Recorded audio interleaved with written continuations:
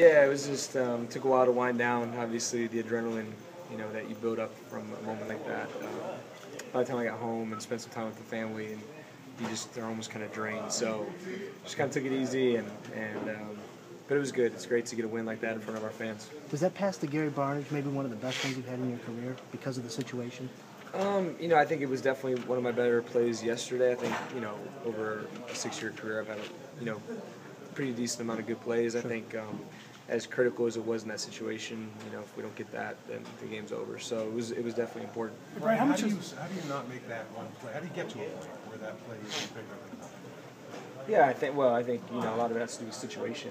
So, a 4th and 7 and a 2-minute drive when you're trying to win the game, it's pretty crucial. So it's going to be bigger than some other plays. But I think as long as you don't treat it that way, you treat it like you would on any other play, and you try to get through your progression, which I was able to do on that play.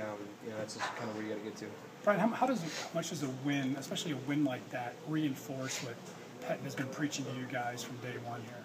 Yeah, I think, he always talks about play like a Brown, and there was a lot of examples of that yesterday, not just being physically tough, but mentally tough, and, dealing with the adversity throughout the game, the ups and downs, and really just, playing till, the clock says 0, and that's what we were able to do.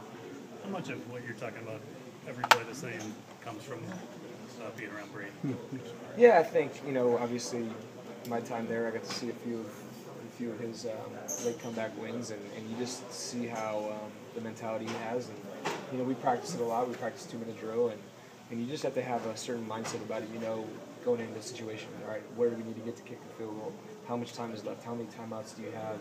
And you're really thinking about that. And when you have 3 timeouts in the NFL plus a 2-minute warning, that's really an eternity. So I know, looking at the film, we didn't really take a lot of big plays, but you don't really need to. You just need to kind of move the ball, and then when it gets time, you need to make a big play, which we were able to do. I know we asked you yesterday about not having Jordan and Josh and Ben, but how do you develop the confidence or trust with those other guys, or is it you don't have any other choice, so you got to throw them the ball? No, I trust those guys, with all my heart. I think when, for me as a quarterback, I will go with a group of guys that works their butt off, knows exactly what they're supposed to do, gives everything they have, over a group of guys that are super talented any day. Because I think guys like that, like Hawk, like Gabriel, like Travis, like Miles, we've all been overlooked, myself included. And when you have that mentality, you put the extra effort in, and you make sure you're on top of everything. And I think sometimes that overcomes talent. How about specifically Gary? I mean, you made the 3rd and 13. I think you had a 3rd and 12 early in the game, and then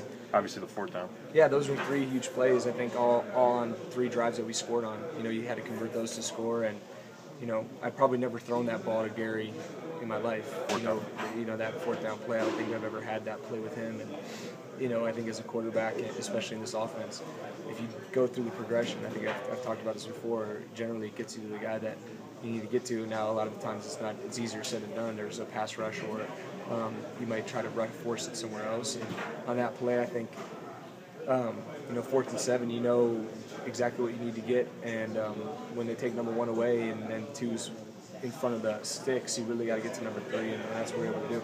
Brian, even now, speaking about being overlooked, this whole preseason training camp, and even the beginning of the season, all the nationals, especially networks, continue to harp away on Johnny Manziel. But after this victory and what you did in Pittsburgh, it seems now like people are starting to wake up and say, hey, maybe there's something to Brian, Sure. Monday morning quarterback, those kind of things. Yeah, I think for me, I understand the skepticism. I'm a guy who was cut 3 times. I played a little bit last year, had some success, but you come off of a major knee surgery. I think a lot of people doubt even the greatest coming back from that. So I understand, and to me, I really don't concern myself with it, because all I'm really concerned about is what happens in this building, in this locker room, and then when we go out and play on Sundays. How nice is it to think about Josh maybe back this year, especially for the tough end of the season? I can't think about it this time. I'm focused on the guys in this locker room, and if that happens, obviously that's a great thing for us. How much more rewarding to come? You know what? I think had I not been prepared for it, it would have been very disruptive. But like I said yesterday, Kyle was upfront about it with me I think it was on Wednesday, and I wasn't probably the best mood when he told me. But I think if anything, it prepared me over the next couple of days that this may happen, and when you're mentally prepared for something, you're able to kind of keep yourself in it. And for me, I knew most likely I'd be going back in on third downs. So, I'm just sitting on the sideline like, okay, if it's 3rd and 8, I might get this coverage or this play, and so it kind of. For me, I was not even really watching the plays. I was more so thinking, if I get back in there and it's 3rd down in this distance, we might have this player, this defense. Brian, how much more rewarding is it that you guys got the win yesterday with the guys you had, considering you didn't have Josh Gordon, you didn't have Jordan Cameron, you didn't have Ben Tate? Yeah, it's great. I think everybody in this locker room believes in each other, and when you have a group of guys, 53, that do that, you go out and give your chance to self to win. Give yourself a chance to win on any given Sunday. Brian, could you talk about your streak without an interception? I think it's at 130. Is that because you're not a risk taker, or I think sometimes you just get lucky. I mean, there's a few in Pittsburgh that they definitely could have picked off. I think for me, a lot of that goes into game preparation throughout the week and also getting pre-snap reads. And for the most part, when you can have an idea of what the defense is doing, you know where their 11 guys generally should be. So you know where your spots on the field that are risks and so on and so forth. I think it's not that I don't think that I take risks. There's definitely some throws out there that I look back and I'm like, geez, they could have got that one. So I think it goes into with your preparation, and obviously first and foremost, if you take care of the football, you give your team a chance to win. I think if you look at the statistics, teams who turn the ball over, their chances of winning drop drastically. So I think that's always in the back of my mind is when you hold the football, whether it's the quarterback, the running back, the receivers after they catch the ball, whoever it is, you really hold the fate of the team in your hands because you control what happens with it. So it's a big responsibility as a quarterback, and it's not something I take lightly. Hey Brian, we got time for a couple more. Both games, the first half, the second half, you look like a different thrower of the ball in the second half. Almost like a pitcher that needs more warm-ups. What's going on there? Do you agree with that? No, not necessarily. I think I look back to the first drive against Pittsburgh, or even the first couple drives we had in this past game, and we're moving the ball well. I think it's just kind of the flow of the game. Things happen, and plays are called, and some may work and some may not, and really as players we have to take that upon ourselves to see what we can do better. And I think the best thing about this win is, after watching the tape, we can play a lot better. I mean, yeah, we won, and it was close, but there's without a doubt, I think you ask anybody in this room, could they play it better? Could they have less mistakes? I think they'd all agree, and that's the best thing, is to get a win against a team like that and know that you're capable of playing better. Who are some of the people that you've heard from, some of the cool things that may have happened since you pulled that off?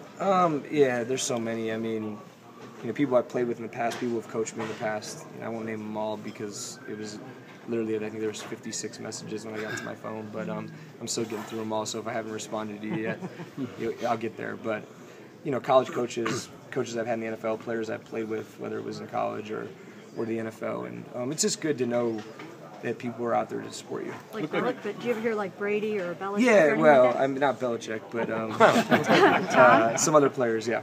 Brian, does the team take on the personality of its coach? And I think if it always so, does. what is this team's personality? Yeah, I think Coach Pettin, obviously, he's got the look and he's got the attitude to back it up, and we're built on toughness. Not just, I think when people hear toughness, they think macho, but there's a lot that goes into it about being mentally tough, and I think throughout 2 weeks you've seen that we've been able to hang in there and fight through to the end, and that's not physical toughness, it's mental toughness. Hey Brian, right when training camp was starting, Pettin said that he liked the idea that a lot of people might underestimate you because he thought you'd surprise a lot of people.